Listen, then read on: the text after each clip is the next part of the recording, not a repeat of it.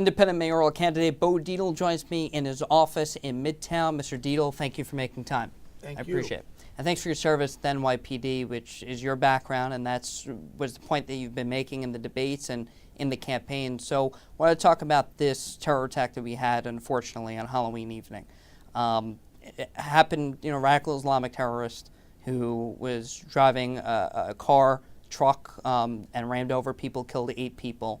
And we were talking about a little bit off air how angry it makes us feel as New Yorkers. You talked about at the debate, it was the first question on the other day, and you said that this guy looks like a terrorist and said we need to follow investigation leads. As a former NYPD detective, how do you follow through on that, given that the mosque that he belonged to in New Jersey was being monitored, was under surveillance by the police department? Well, first of all, upon retiring from the police department, I opened a security company up. I owned this security company for the last 32 years. We've been involved with terrorist activity in New York City. As far as we actually rescued a kid that was kidnapped to Istanbul, Turkey by a Turkish terrorist, and we got the kid back a few years ago. I mean, this is my business. And as far as what was going on there, I question this current mayor. As far as when this thing happened the other day, I was sitting up here and you can see my beautiful views of Manhattan. I can see right down there. I just got a flashback. I was down in 9/11 when the towers came down. And I remembered that this mosque over there in Patterson, around those areas in Jersey, when we had the first bombing of the World Trade Center in '93, with the blind sheik there, the cleric, the whole area is like a boiler, a boiling plate for terrorism. And they were all coming out of there. Also, who came out of there were the terrorists that flew into the World Trade Center. They were meeting over there. This mosque, a matter of fact, was a focal point of our surveillance by the NYPD. Also, I just was taken back about the current mayor's attitude towards profiling and towards surveillance. I mean, let's stop being so damn political correct. All right? Tell those 8 people that were killed, mowed down, and those other 15 people that were seriously hurt, that we cannot surveil people. We can't monitor people that are suspected of being involved in terrorism. This political correctness sucks, and we have to stop it. Again, to me, the safety of New Yorkers and Americans are at stake here. This is a war. And we just saw the way this animal conducted himself, mowing down these people like they were. And you know what? He was going to continue this attack. If he didn't hit that bus, he was going to go around the horn of Manhattan, through the Battery, and come up and take the promenade out on the Brooklyn Bridge. He could have killed so many more people. And he's reportedly been bragging about it in the hospital. Right. Sick individual. He's so proud, and we're worried about him. I'm worried about those poor people that are dead. Their families don't have fathers anymore. Damn you with this political correctness. And then a lot of people don't realize what I was saying on TV about the beard. I'm very familiar with ISIS, and part of my business is security. Part of my business touches upon, people that want to cause terrorism for our country.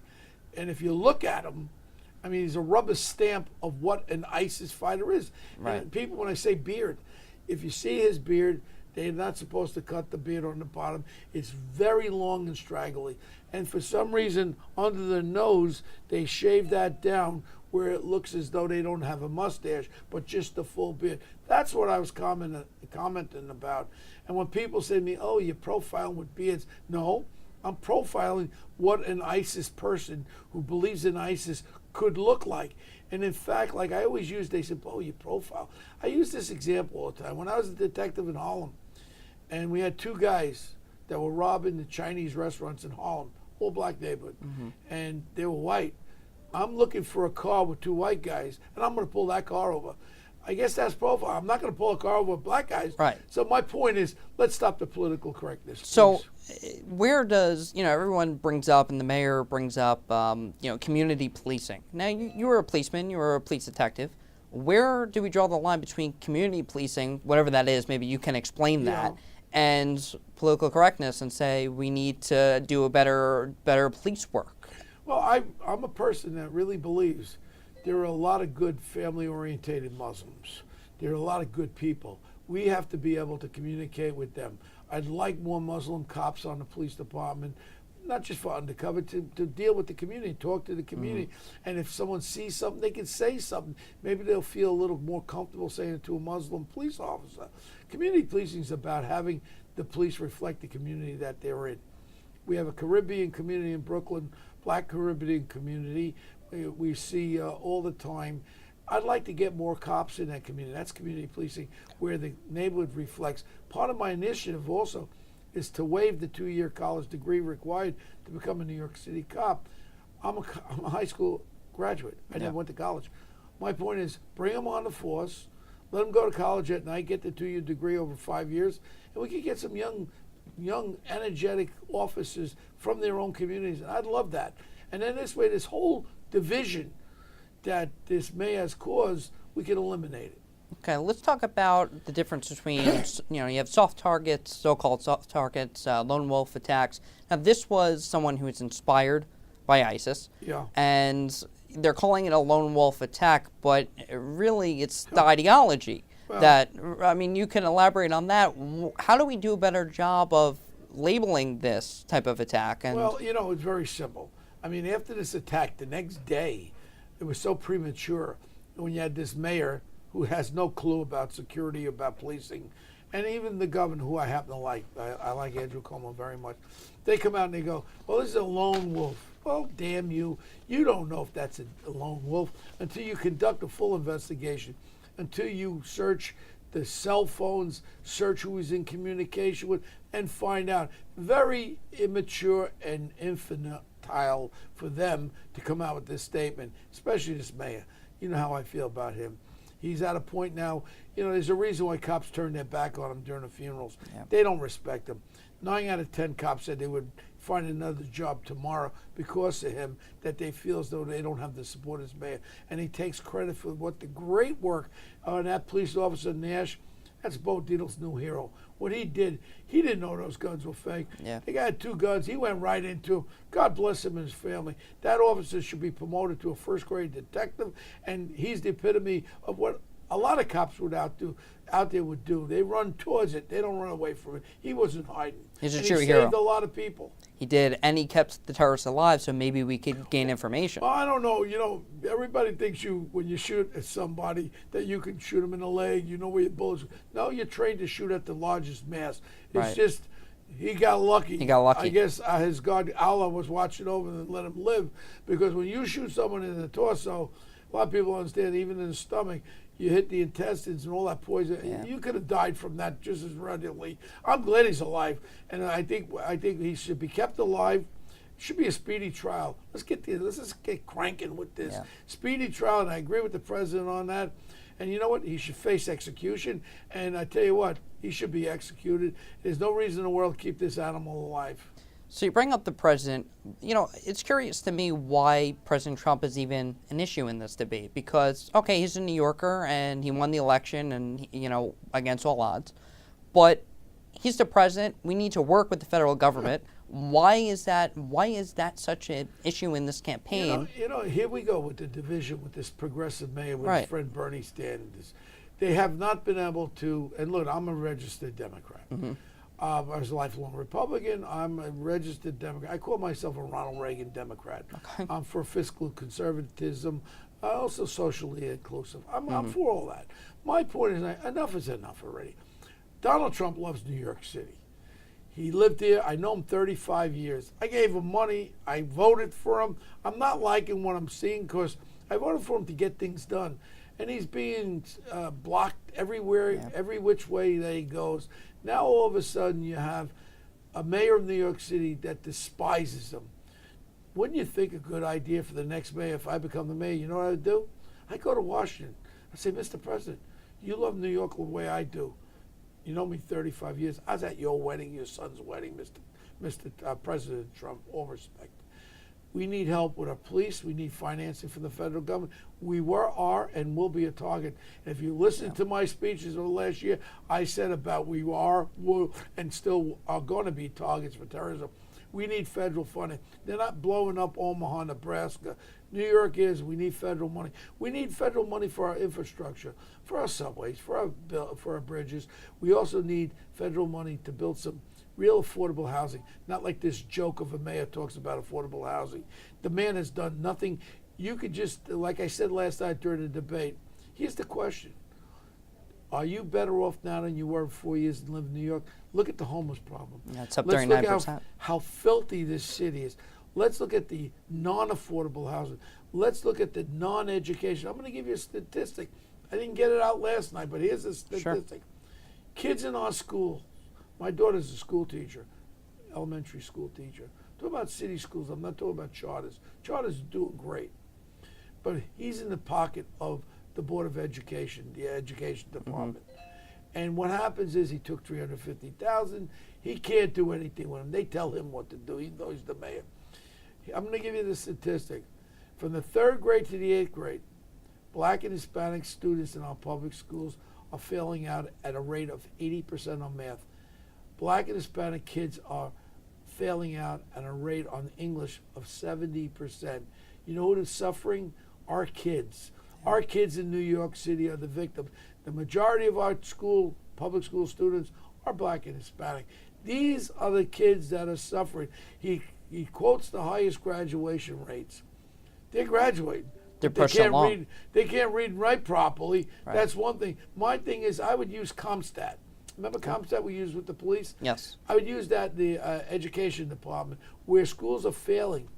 Bring CompStat in there, find out, is it the teachers? Well, get rid of them.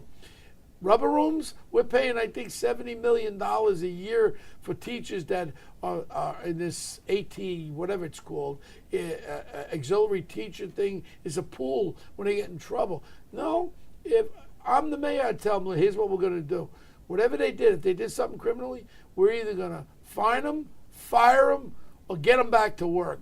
You need a mayor that's going to get common sense done. This mayor, he speaks very well. So you're going to incorporate accountability really in the classroom, and you bring up the city being so dirty. It's something that I noticed in Times Square. You know, you have all these characters that are out there. You have the homeless population is very visible. It was up 39% in 2016 from 2015.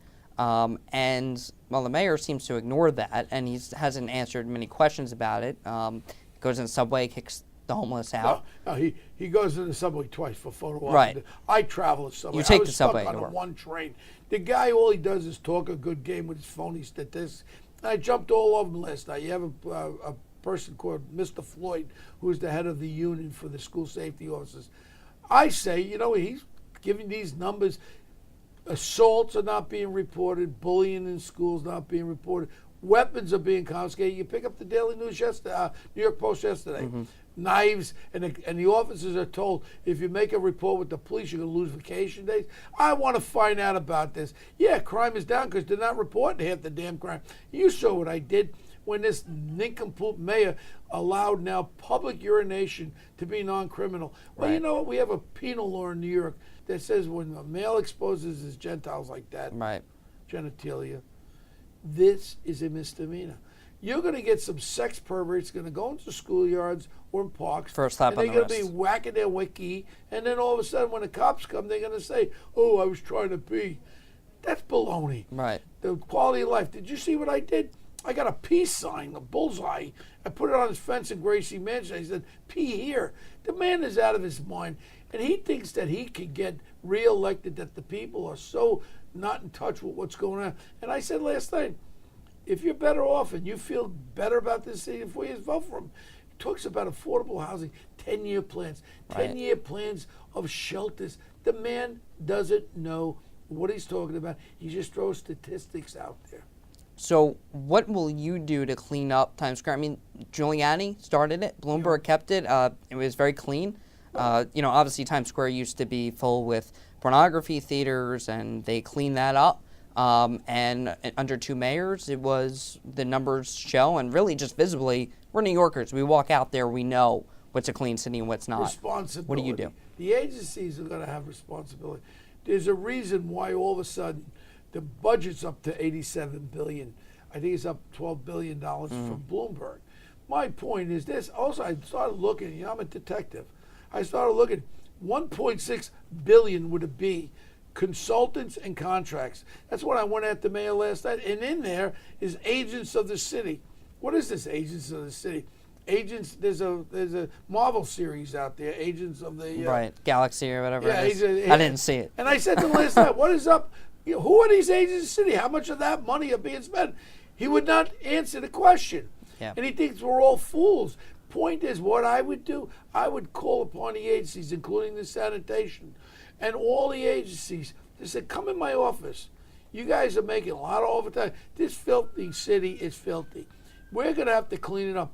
And then I'm going to go back at the quality of life, and I'm going to say, you know what? We have to revisit these. I'll go down to this zoo that they call a city council, and I'll talk as the mayor and say, "Listen, you guys got your salary doubled by the last nincompoop that was here. Now you're making $150,000 a year from your $75,000, whatever you're making a city council people. You really think that this city is going in the right direction?" I want to try to bring back some of these quality of life crimes where we could deal with them, where we could clean the city, where we could have people who are visiting New York City, going to go to the Christmas show. I don't need kids to see a guy urinate in front of them. Yeah. Come on. And you want to know something? Who will be in back of me? The people, the families of New York City will say, "Mayor Bo is right. We don't like what we see."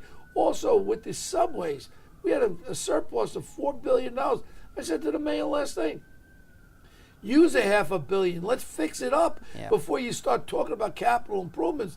Let's fix it up so people don't get stuck on the train. You take the subway? I do. Well, I take the subway too. There are delays constantly. Constantly. My people in my office the railroad are too. averaging 20 minutes to a half an hour late every day. And you know what? I can't say anything to them because I know about it because I jump on the train. This mayor used the train with that nincompoop from Vermont the other day. Bernie and I'm Sanders, sure, Bernie Sanders, nincompoop. And they went on the subway. The last time he had a photo op, he cleared out all the homeless, had the train stopped. Right. Come on. Does he really think us New Yorkers are that silly? So you bring up the MTA, and I wrote down some figures here because there was an independent budget office launched a study to put a dollar amount on how much it costs the economy. Well, the average number of delays a month has increased from about 20,000 in 2012 to more than 67,000 in May 2017, according to this report. Now, during a typical morning rush, the cost of subway delays in lost work time translates to $864,000 a day, and that goes in a 12-month period, $1.23 million it costs our city economy. Just these delays alone. I think it's a little higher than that. I suffer in that. You think they're low? I think they're low numbers. I'm suffering. I just gave you an example. It's not unusual for my people to get in at 9:30 when they used to get in at 9. Right. And then I actually take the subway. So they're not telling me nonsense. It's factual. So I think those numbers are a lot higher because you got to multiply that. One business like mine, I see I'm losing a half an hour with, say, 10 people. Mm-hmm. You multiply that to every business. These are it might be in the billions. Yeah. And I'm talking about over the year, it could be in the billions. so what do you do about, Albany has the money. The money should have been properly allocated. The subway fares go up and up every year. Yeah. How do you get the quality back and not increase the fare so much? And people are complaining about that. Well, and I'm also for subsidizing people making under $35,000 a year. Okay. Help them, keep them working. Yeah, I got a great idea. We could start with these foreign-owned apartments in New York. They got enough money to buy $20, $30 million apartments.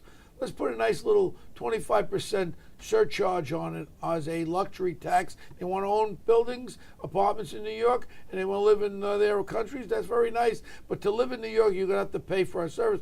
And we can start with that money being filtered over there. That'd be a lot of money. The mayor talks about a millionaire's tax, and it's not supported by the He's governor. a millionaire now. I told him last night. Yeah, last night at the debate, it came out that his real estate is 3.7. I actually said, "Hey, you're a millionaire just like me now. No more Taylor." He didn't respond to you though. No, he don't respond when I tell him the facts. No, and it was an interesting debate because there's both you and Nicole Maliotakis going after the mayor, and he didn't respond to those attacks, but he wants to tax millionaires who worked hard to earn their money, and wants basically to just add another. They're paying 80% of federal taxes, it costs them more money to pay for other people's subway rides. Is it their responsibility? Well, I'm a millionaire. Right. And I'm very happy. High school graduate, I worked my way, And you have a beautiful office. Well, let me tell you something. You know what my tax bracket is? I think it's 53%. Yeah. I pay that. And you know, if I'm fortunate to make $2 million a year, which is nice, I'm half of it's going to the government. Half of it to the government. More. This guy's a nincompoop. Like I just told you, he doesn't understand what we're talking about. The ones that are making the most money are paying the most taxes. If anything, that's a stupid statement because he doesn't understand what the hell he's talking about. You know, I find this phrase very interesting, and your candidacy very interesting. You're an NYPD detective. You're a lifelong New Yorker. No, hold on, son. I'm 32 years running a multi-million-dollar business. And a very successful businessman. I sold a company for $200 million in 1998, technology company, and I'm on the verge of selling another one for hundreds of millions.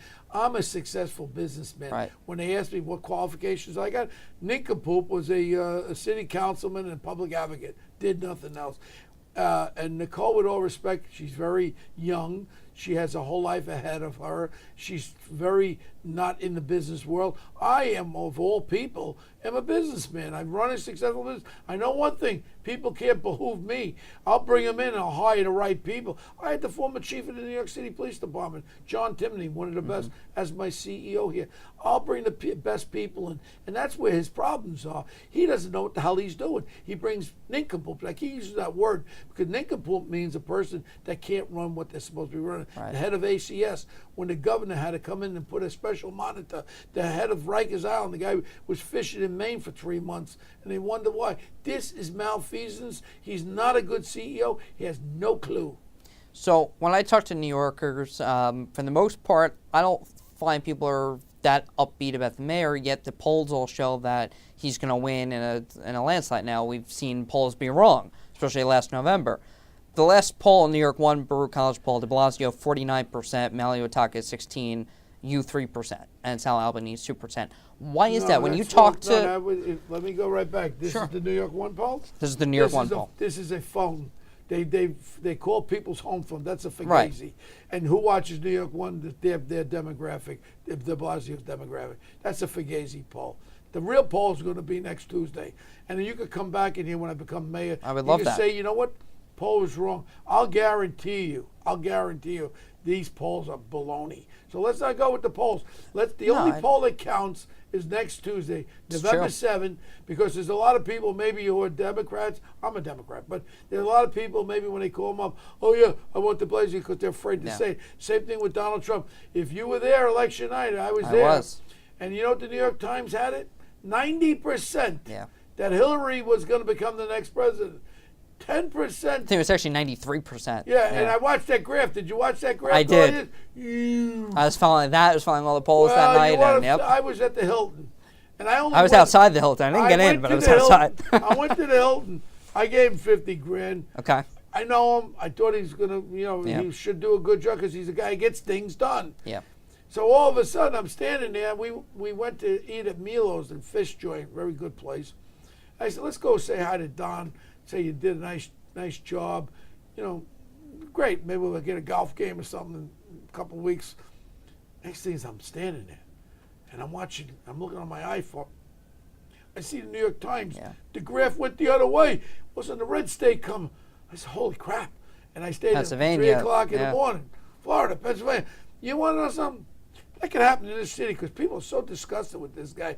Now you look at Maliotakis, lifelong. She's column A, he's column B. Politicians. How about having a guy in there who's a businessman, a tough guy that will not settle for garbage, will bring in the unions and deal with them? Well, you relate to New Yorkers, and I'm wondering when you campaign out in the city and you go to different neighborhoods in New York, what's the feedback that you get from regular folks who are trying to put food on their table for their kids? This was the most exciting year and 3 months for me because I really got to see this city. The armpits, the good parts, the good, the bad, the ugly. I danced in the gay pride parade. I kissed more guys on the cheek than I ever did in my life. I danced in the Dominican. I actually took a plane for 24 hours, went to the Dominican Republic in respect to the Dominicans of New York. There's 1 million of them.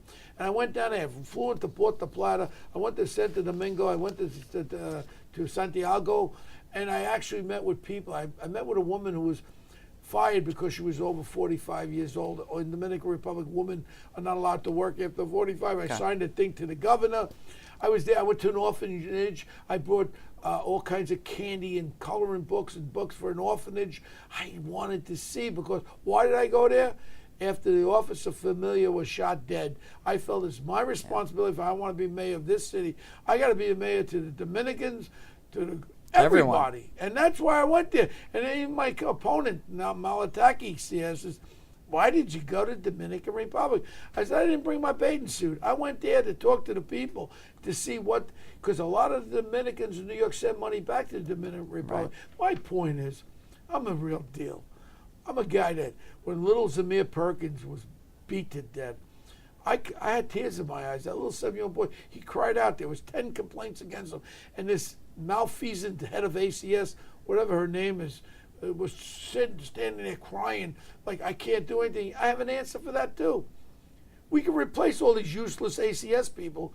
I'll hire retired cops that are coming out at 40-something years of age. So you want to cut out bureaucracy in the city, similar to how the president wants to do that in Washington. Well, you know what? When you're the mayor of New York City, you have to deal with a Congress. I would bring in retired cops, give them the waiver like we do at the district attorney's squads, give them a waiver on their pension, bring them in for $52,000, get all you want. Great female and male retired cops, and let them become the ACS. You want to know something? We'll have real investigators out there instead of these clowns that, I'm afraid to go into the housing project. It's so dangerous.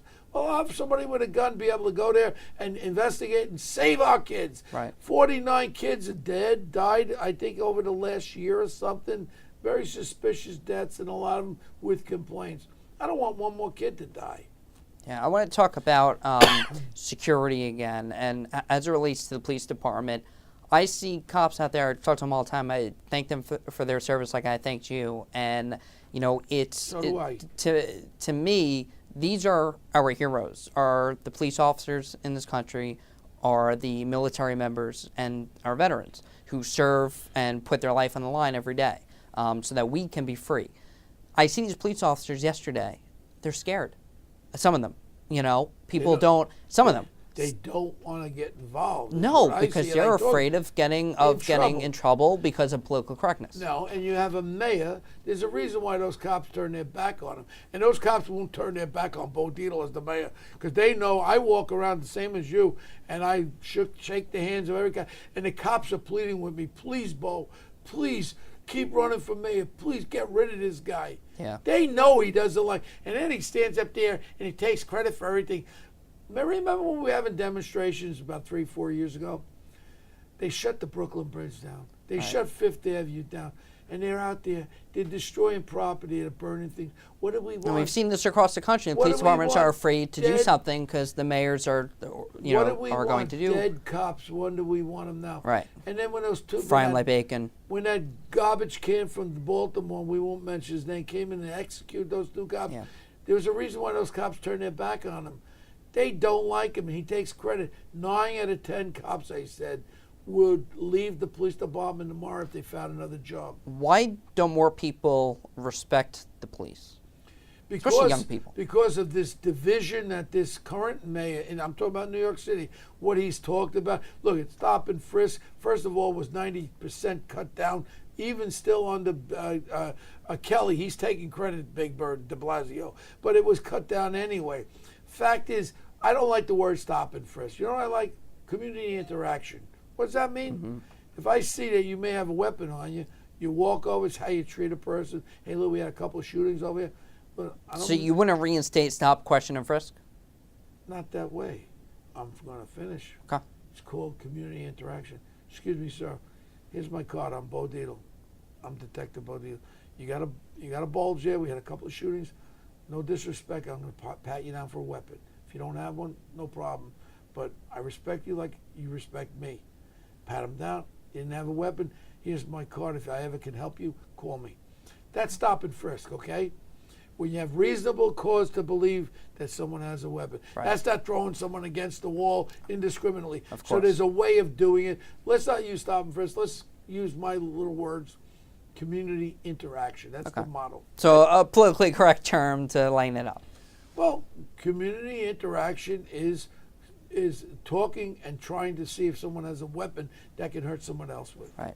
And it's just good police work. I want to talk to you about immigration. Mayor de Blasio made a comment in the first debate saying that he would destroy documents of illegal immigrants. Now, it wasn't really gotten to fruition until last night's debate when both you and Nicole Maliotakis asked him about that. And Maliotakis brought it up saying that he would destroy documents, and Mayor de Blasio defended that, saying the NYPD said we can destroy backup documents.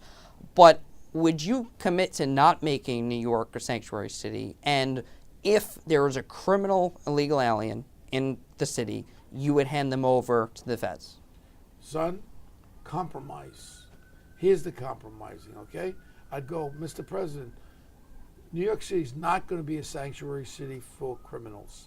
Anybody commits a crime in this city, I'm turning them over to ICE. I'm talking about violent crimes. No, I'm turning them over to ICE. But, Mr. President, we got to realize one thing. People in New York City who have children who were born in this city are American citizens.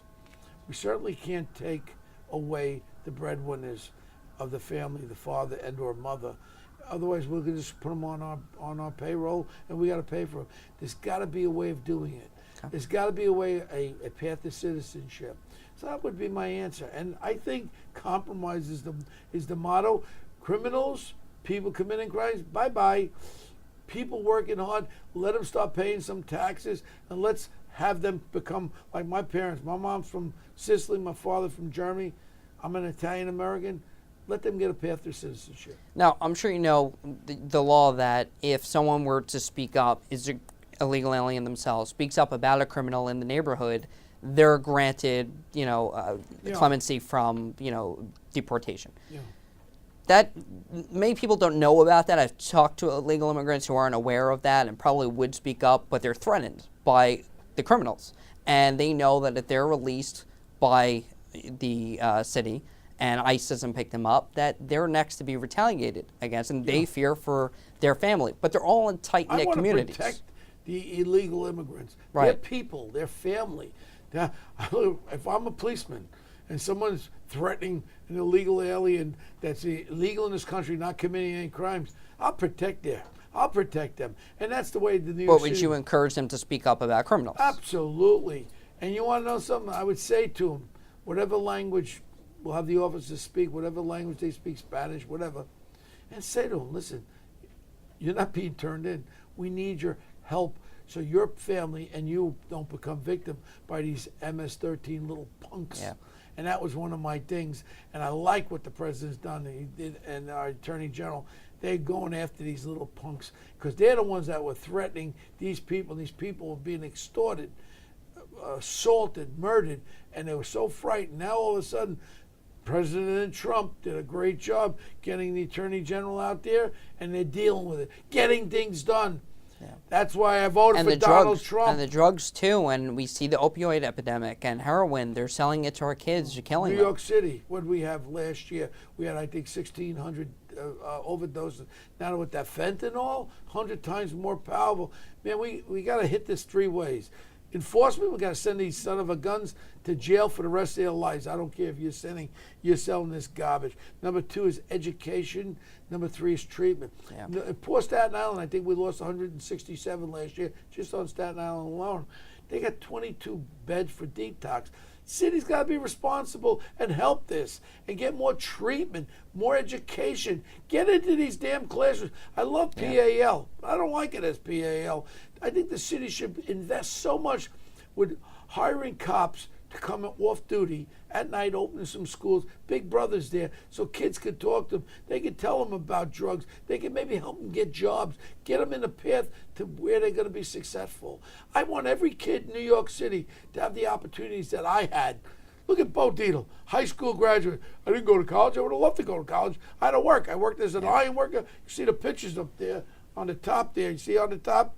That's me on there with all the muscles there. That's on the World Trade Center downtown as an iron worker. Wow. I worked my butt off. I'm very successful. I want that success where kids could look at me. And no student loans. Yeah, student loans. Yeah. where kids could look at me, where you have the opportunity to do anything you want. Shoot for the stars. I did it. And I didn't do it the way this current mayor is doing it. Pay for play, illegal contributions, corruption. No. No corruption, Bo. This mayor's got to go. Hey, that rhymes, right? How would you keep City Hall accountable and transparent? Well, I'll tell you right, with my agencies, I would do this zero-based budget. What that means is you have to tell me what you're spending your money on. Like I told you, that $1.6 billion in consultants, contractors, and agents of the city. I mean, how much room in there is for corruption?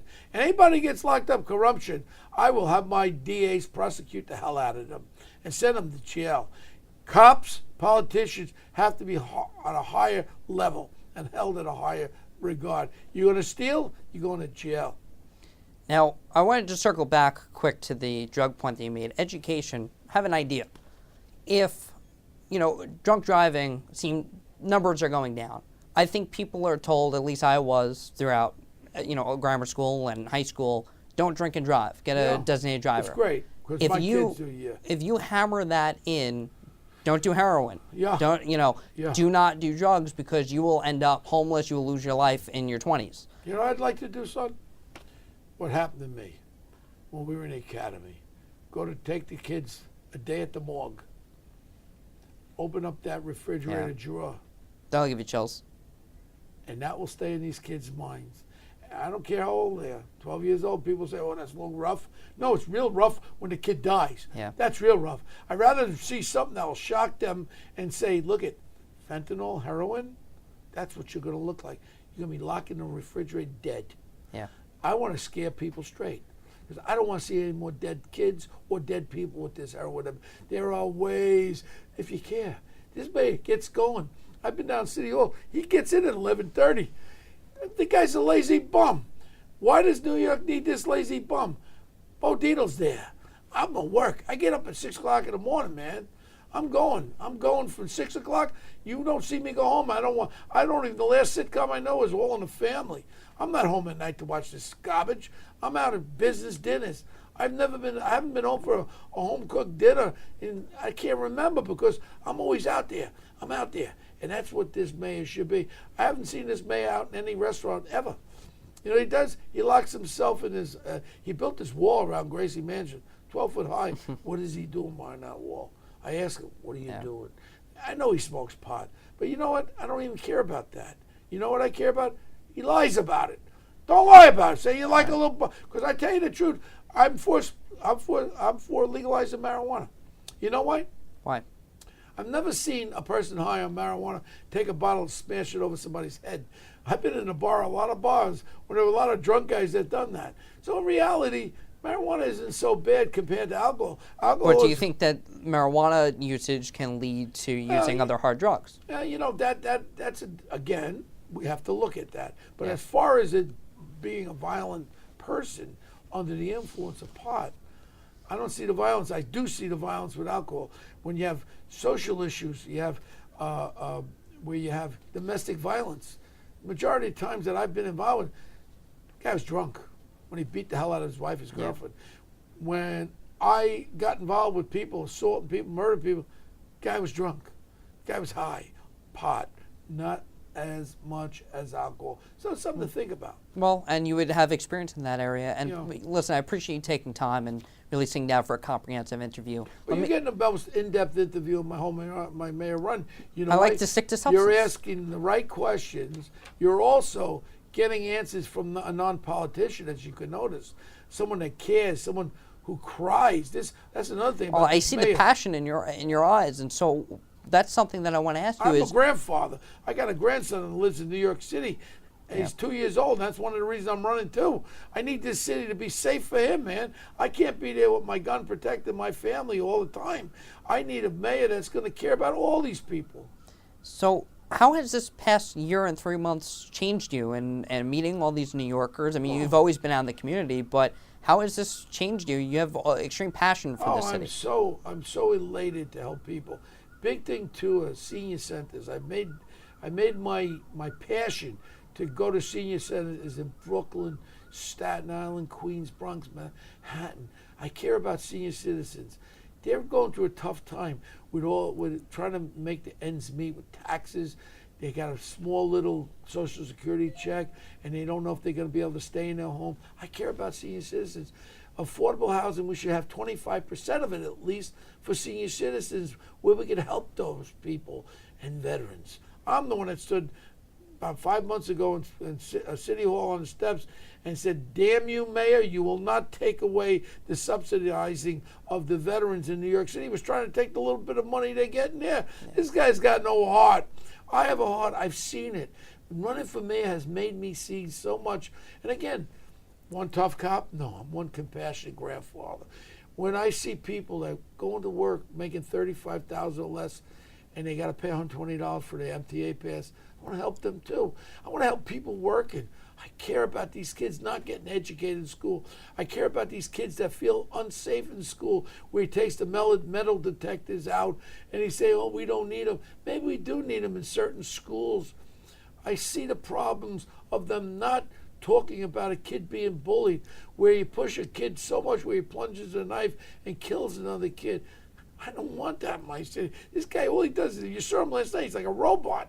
The man, I'd like to rip his chest open and go in there and look for his heart. I think he's like the Tin Man. He ain't got no heart, the guy. I wonder if you feel you've been misrepresented in the media, or that people have a wrong impression of you. Yeah. What would that be, and what would you say to those people who are on the fence? They may not like Mayor de Blasio.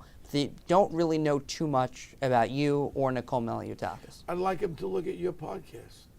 Look at your podcast and know who the real Bo Dietl is and why I'm all about. You know, that whole scenario about one tough cop, that was fine back in the 70s and 80s. I'm not one tough cop anymore. I'm a one caring grandfather. I care about it. And all these kids in New York, whether they're in Harlem, Brooklyn, Bronx, Staten Island, they're my kids. I want to give these kids the opportunity. I'm a caring guy. I don't need money. You cannot corrupt me. You try to corrupt me, I'll lock your ass up. You cannot corrupt Bo Dietl. So no one's going to be testifying saying that they bought you for $193,000. No one's going to be testifying that they bought me with none, because if you try to buy me, I'll lock your ass up. That's the difference. Maliotakis, nice lady, makes $75,000 a year as an assemblywoman. Thinks she lived with her mom and dad, la, la, la. She's not tested. She doesn't have experience. This current mayor, zero as far as being very smart. Speaks a lot better than me. Very articulate. But he lies and he says nothing. If that's who you want to vote for, and if you feel as though the city is better now than 4 years ago, vote for this creep. If you don't, bank on Bo. So Tuesday's the election. 24% was the turnout in 2013. Why should people wake up on Tuesday morning and go to the polls and vote for you? Because the 24% that turn out is his unions, his 1199, 32 BJ teachers union, all the union people that he keeps giving stuff to. I would hope that because they all hate, everyone hates de Blasio. I mean, even his own people have this taste for the guy. I hope they don't come out, and I hope the people that care about it, the black and Hispanic family members that are the majority of New York City, I hope they say to themselves, wow, this guy is somebody I want to lead this city. This guy will help my kids. This guy will help me get affordable housing. I like to take a shot on this Bo Dietl. He's somebody that doesn't need anything. It's not for my ego. I don't have an ego anymore. All I have is a caring heart, and I do cry. I still cry at funerals, and I cry when I see dead kids. You got to remember, my last case was the Palm Sunday massacre. 10 Puerto Ricans. 8 of them were children under the age of 12 years old, all shot in the head. Vivid memories of those kids being shot in the head, and I cried. Does that still keep you up at night? Doesn't keep me up, but I think about it. Yeah. And that's what I want to prevent, and I want to help the people of New York. That's who's running for mayor. A caring guy against some egotistical, thieving, corrupt, pay-for-play guy who wants to get reelected. That's your choice. And you got the interview because you got to my heart right now. I appreciate it. Mr. Dietl, thank you so much. Thanks for all your service. Thank you.